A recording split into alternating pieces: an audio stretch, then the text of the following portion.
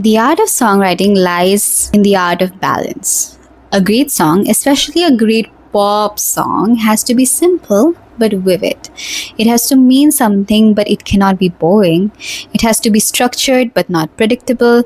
It has to sound familiar enough for you to sing along to it, but fresh enough for you to want to hear it again and again. It has to be an earworm, but it cannot be annoying. These are very difficult balances to strike, which is why great songwriting is so hard.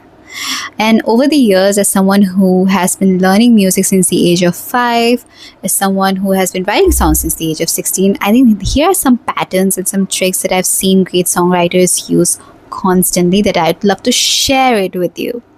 So to really demonstrate what I believe great songwriters are using in their songs, I want to use Drop Dead by Olivia Rodrigo as an example.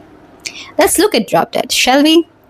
So the song starts with this really strange synthy instrumental, which sets up, first of all, the musical identity of the song. I think that's very important. You need to start a song. If you want to start with a song with a lyric, go ahead. But if you want to start a song with, especially like an instrumental, it has to be something like that kind of introduces the audience to the kind of landscape that they're going into, the kind of atmosphere they're getting into, which Drop Dead does beautifully. And then she sets up the scene. What does she set up the scene with? In the first verse, she, uses the example of that she's in the bar, she's with this guy, she's like having a conversation, she's having a beer. She doesn't want him to finish his beer. Why? Because she doesn't want this conversation to end, because the first date is going so well. And she mentions Cure because that is kind of like a musical inspiration for her that she has used a lot in this album. So she is setting up all kinds of things for the album and for the song in the first verse itself. I think it is brilliant for a first verse to do that. A first verse is kind of an opening for the listener. Maybe you introduce them first of all to like the musical landscape, also the lyrical landscape, like what exactly the song will be about. So you need to open up the stage in the first verse for the song to build upon it.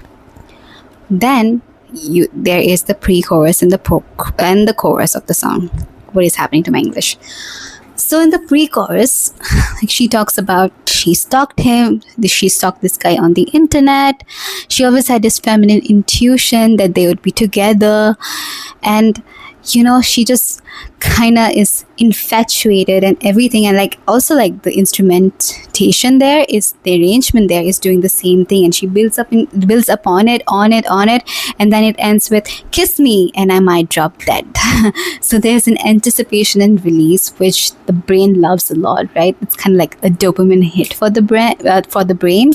I think that's kind of what a lot of good pop songs do.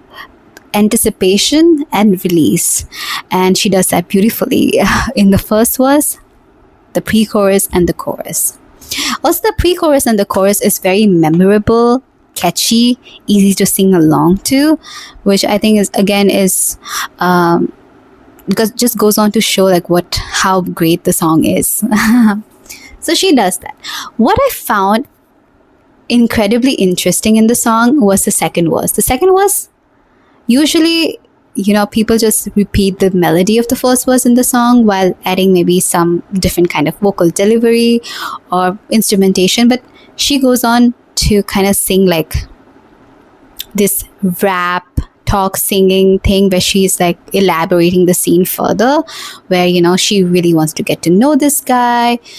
She would love if this guy holds her hand. She wants to know if he has ever been to Japan. She really wants to just get with him, and like her infatuation and joy is just like kind of coming out of her body and whatnot. And I love that, because I think especially in today's generation where there's so much content, the attention span is so skewed, that the fact that she chose to go on a different direction in the second verse was brilliant, because it creates novelty for the listener. I think a lot of times a lot of songs lose their momentum in the second verse because they're just repeating it, and that's kind of boring, but because she changes it up a little bit in the second verse, it is still kind of new and fresh for the audience. Then again, you have the pre-chorus and the chorus, slightly like more instrumentation being added up. I do think that you need to like every pre-chorus and chorus kind of has to be slightly bigger from the earlier one, you know. Otherwise it kind of gets a bit boring. Then we come at the bridge. The chords change, the arrangement changes, the song becomes more guitar driven before transitioning into a section that feels heavily inspired by ABBA. It creates a completely different flavor without feeling disconnected from the rest of the track, which I loved. And that ABBA inspired instrumentation that she used there, like it was so beautiful. It almost like I felt like running around, dancing along to it. The joy was just so much present in that song that I love that part of the song so much. And it was like in continuation, but different at the same time, which I think what great bridges do all the time.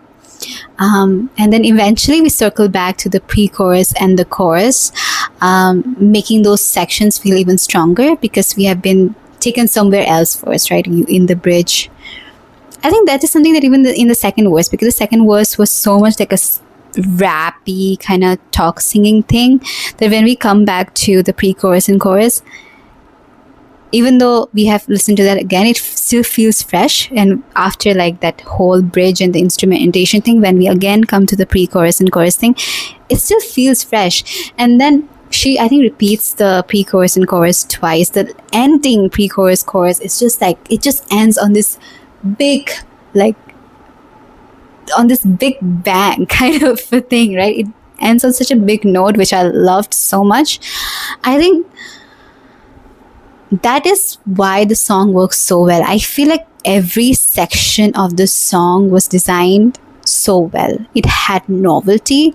It didn't rely so much on the shortcuts that have come with modern pop songs, right? Like cutting the bridge entirely or keeping the song under 2 minutes. Instead, it keeps finding ways to evolve. And every section earns its place. And I think that's the larger lesson. I don't think songwriting today requires shorter songs, bigger choruses, or constant surprises. What I do think is that every section needs to justify its existence. A verse should move the story forward. A pre-chorus should build anticipation. A chorus should deliver on the promise of the song. A bridge should offer a new perspective, emotionally or musically. If a section isn't adding something new, whether that's a new emotion, a new detail, or a new musical idea, the listener will feel it. The songs that I keep coming back to are usually the ones that do this very well. They keep revealing themselves as they go. They just don't repeat an idea over and over again. They expand it. And I think that's what great songwriting is ultimately about. You know? So that was the video. I think this is my first time talking extensively about music in a long form format. I make short form content about music all the time. I love music, even though I'm an engineer by profession, but music and dance are really like, they're not my profession, they're my obsession, so to speak. So yeah, I'm taking the first step. I will be making more like personal journals and also like music related content going forward, and like just art in general. And I hope you enjoyed this video. Make sure to check out my Substack article, which will be on the same topic. My Instagram page, it will be comment down below. And make sure to subscribe to this channel. I'll be posting every Sunday here. So yeah, thank you. Thanks for watching. Love you. Bye.